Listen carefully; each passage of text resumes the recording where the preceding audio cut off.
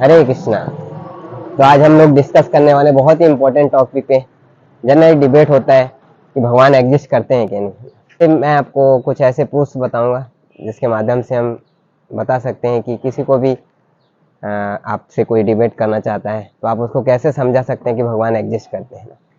तो मैं 5-6 ऐसे कुछ साइंटिफिक प्रूफ दूंगा जिसे हम समझ सकते हैं। तो पहला एक तो कॉमन सेंस है जिसे हम कैसे समझ सकते हैं। एक प्रकार से नास्तिक का होना कि अभी भगवान को ना मानने वाले लोग हैं, यही इस बात को प्रूव करता है कि भगवान एग्जिस्ट करते हैं।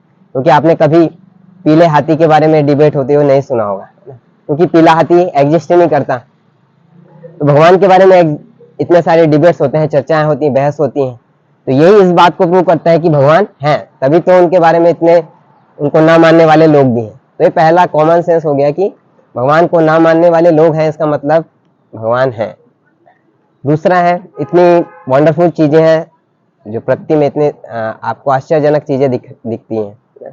जैसे आप देखो, गाय है ना, गाय को आप क्या खिलाते हैं? चारा खिलाते हैं, और चारा खिलाते हैं उससे क्या मिलता है? दूध मिलता है। तो कितना आश्चर्य की बात है कि आजकल इतना साइंटिफिकली एडवांस हो गया, परंतु ऐसा कोई मशीन नहीं है कि जो आप चारा खिलाओ और उससे दूध बना सकते हैं ना। एक माँ बच्चे को जन्म देती है तो तुरंत ही उस बच्चे का पोषण करने के लिए उनके स्तनों से दूध आ जाता है ना। तो ये कहाँ का मैकेनिज्म है, कैसे मैकेनिज्म है, मतलब इसके पीछे कौन है कि उसने सब कुछ अरेंजमेंट किया है, एक बच्चे के लिए पालन के लिए अरेंजमेंट किया हुआ है, गाय से आपको दूध मिल रहा है, कितना साइंटिफिकली सारा कुछ अरेंज है। तो एक तरीके से आश्चर्यजनक चीजें भी हैं, प्रकृति में बहुत सारी चीजें हैं जो आपको ये इस बात को प्रूव करती है कि भगवान एग्जिस्ट करते हैं।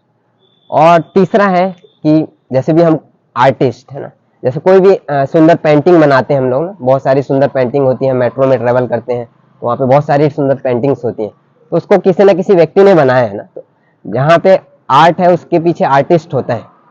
तो वैसे ही नेचर में आप देखो कितने कलरफुल फ्लावर्स होते हैं, अलग अलग कलर के फ्लावर हैं, अलग अलग कलर के बर्ड्स हैं। तो इतनी कलरफुल चीजें हैं प्रकृति में, तो वो उनके पीछे भी आर्टिस्ट होना चाहिए। तो आर्ट है तो उसके पीछे आर्टिस्ट होना चाहिए।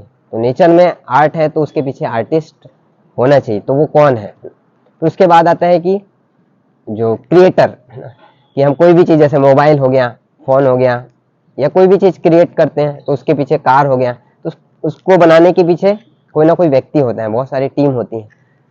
तो क्रिएटर, कोई चीज़ क्रिएशन होता है तो उसके पीछे क्रिएटर होता है। तो वैसे ही ये वर्ल्ड है, इसमें सारी चीज़ें क्रिएट हुई हैं, पेड़ हैं, सन है, तो ये चीजें हैं, इसका मतलब इसके पीछे कोई क्रिएशन है, मतलब इसके पीछे कोई ना कोई क्रिएटर होना चाहिए। तो क्रिएशन इम्प्लाइज क्रिएटर। फिर थर्ड आता है कंट्रोलर है ना।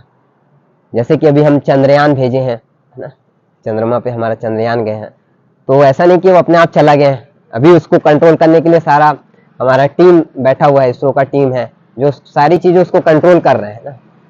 तो किसी एक छोटे से चंद्रयान को कंट्रोल करने के लिए कितनी बड़ी टीम है। तो वैसे आप नेचर में देखो कितनी सारी चीजें हैं, सूर्य अपने समय पे उगता है, बारिश होती है, सब कुछ होता है, तो इसके पीछे भी सारी चीजें अपने नियम के अनुसार होता है। एक ओशियन होता है, वो अपनी लिमिट में रहता है, तो हर एक चीज कंट्रोल में है। तो इसके पीछे कौन है?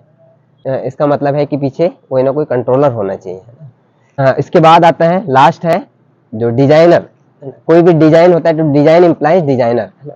तो कोई भी ब्यूटीफुल डिजाइन बनाते हैं हम, जैसे इतना बड़ा स्ट्रक्चर, बिल्डिंग का स्ट्रक्चर खड़ा करते हैं, कार का मॉडल बनाते हैं ना, तो उसके पीछे कोई ना कोई डिजाइनर होता है जो उसको शेप बनाता है कि कैसा इसका डिजाइन होना चाहिए। जैसे बुर्ज खलीफा है, कि दुनिया की सबसे बड़ी इमारत है, तो उसका भी शेप देखेंगे तो उसका जो फाउंडेशन है वो वाई शेप में है ना। तो आप देखेंगे तो वो वाई शेप कहाँ से लिया है?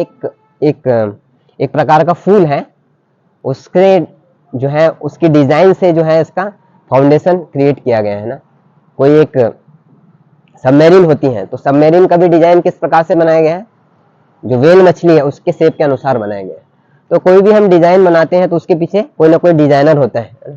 तो वैसे ही प्रकृति में जैसे वेल हो गया, इतने फ्लावर्स हो गए, तो सारी डिजाइन है, इसके पीछे कोई ना कोई डिजाइनर होना है। किस प्रकार से हम प्रूव कर सकते हैं कि भगवान एग्जिस्ट करते हैं? तो पहले देखा कि हम कॉमन सेंस से कि लोग भगवान को नहीं मानते हैं, यही इस बात को पता है कि भगवान है। इतनी आश्चर्यजनक चीजें हैं तो उसके बाद हमने देखा कि कोई भी आर्ट है तो उसके पीछे आर्टिस्ट होता है।